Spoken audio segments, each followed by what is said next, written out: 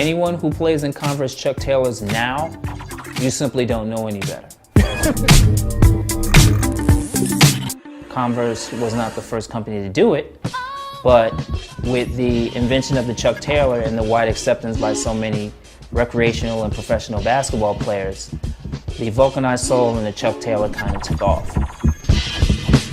So there were design changes that needed to be made to the uppers for support and to, the sole of shoes for better grip. The Adidas Superstar, first genuine leather upper, herringbone traction pattern on the bottom, which improved grip instantly, and it ended up being embraced pretty early on in the NBA in the 70s.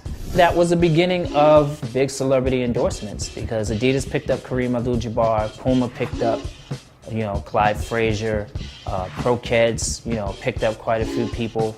Nike had jumped into the game, they picked up George Gervin and a few other folks. The brand wars and the endorsements, that war was pretty heavy, and it was the beginning of what we know today. Nike pretty much ran the 80s as far as the basketball sneaker. The Air Force One in 1982, first basketball shoe with, air in the soles.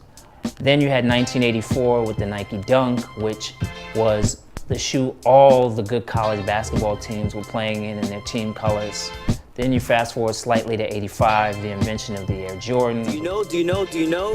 That's right, Air Jordan, Air Jordan, Air Jordan. And then so many other technological advances that came forward past that. When you talk about basketball and sneakers, you can never cut out hip-hop culture.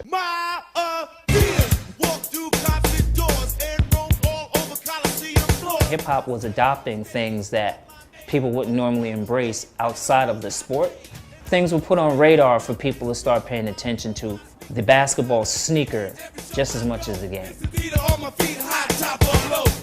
Cushioning systems in particular meant a lot in the 90s because the ball players were more high-flying, jumping, dunking, and doing things that back in the 60s they simply weren't doing. The technology as far as, cushioning systems for jumping and landing and, perfecting the fit around your foot, the brands were coming for each other's necks.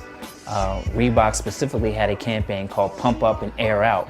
Pump up and air out. Where there were straight up attacks on Nike and Nike athletes. So Michael, my man, if you want to fly first class, pump up and air out. And in, the 2000s, the millennium, you start talking about the increase in prices versus affordability of basketball shoes. You had the first $200 Air Jordan, the Air Jordan 17.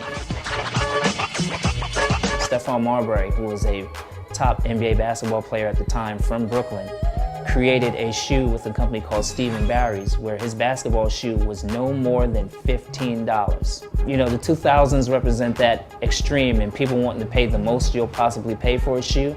And then you have the popularity of the $15 basketball shoe. But I also want to see shoes coming out that are going to address problems like how they did in the 60s, 70s, advancements in tech in the 80s into the 90s. I want to see more of that. And right now that doesn't exist in the NBA basketball shoe. In the basketball shoe in general, it doesn't exist.